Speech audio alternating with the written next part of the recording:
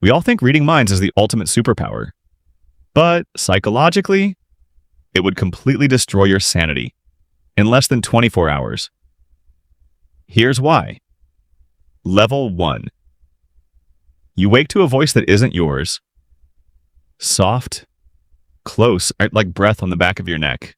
Not audible, not quite thoughtless. Just there. You freeze. Coffee breath, traffic on the street. Your own heartbeat. But the voice is clearer than any alarm. It says, "You're late." You look around the dark room. No one. You chalk it up to a dream.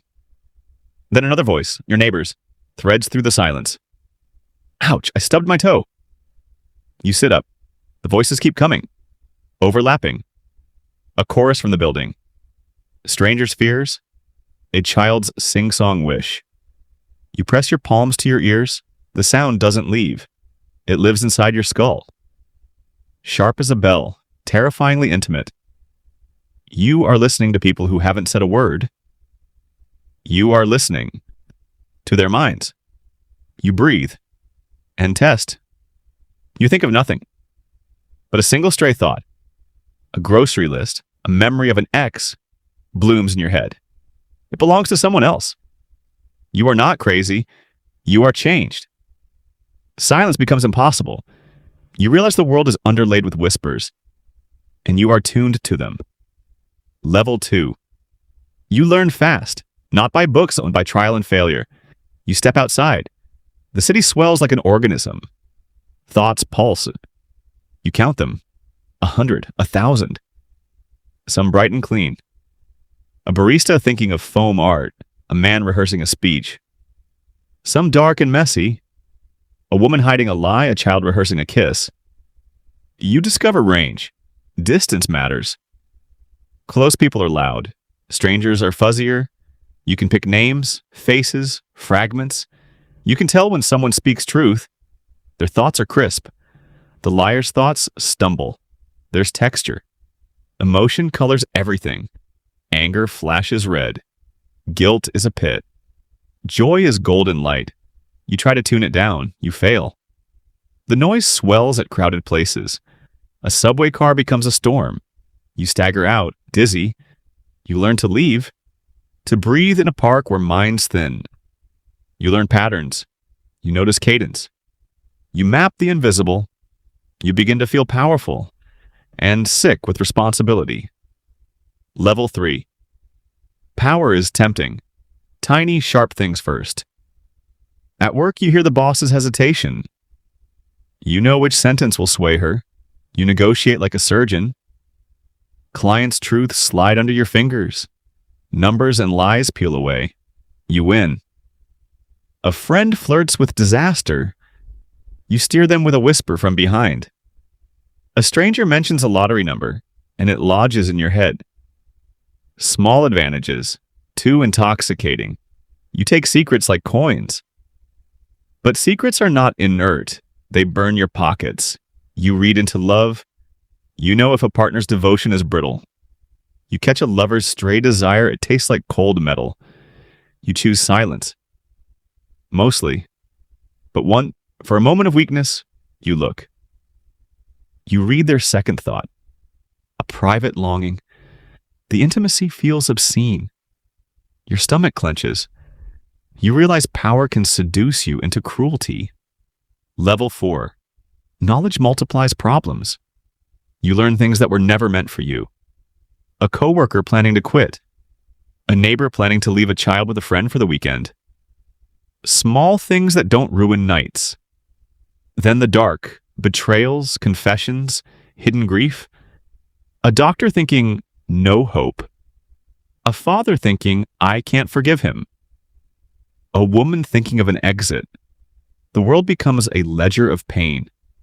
You carry it. It presses. You try to help. You offer advice based on a thought you never heard aloud. People call it coincidence. But sometimes it works. Sometimes you stop a bad call. Sometimes you avert a fight. And sometimes your intervention makes things worse. A lie unmasked explodes. Trust fractures.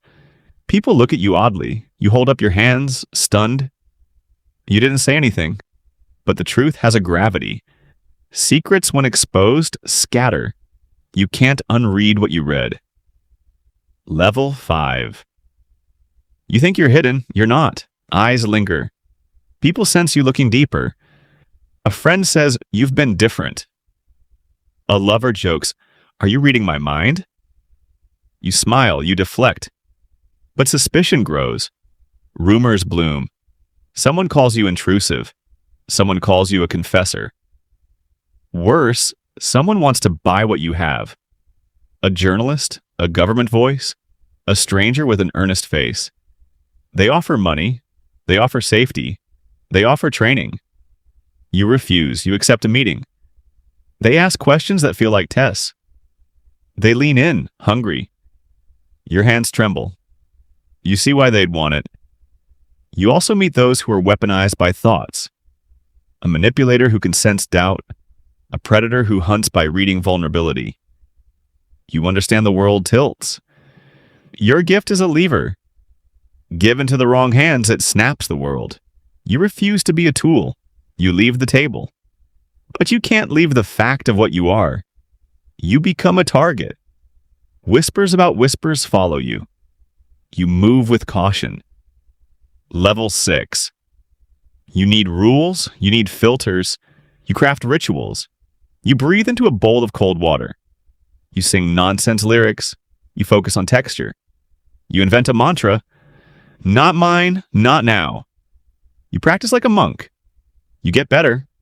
You can close the dial for minutes at a time. Not perfect, but enough. Enough to sit across from someone and only hear their spoken words. You test empathy as a tool. You do triage.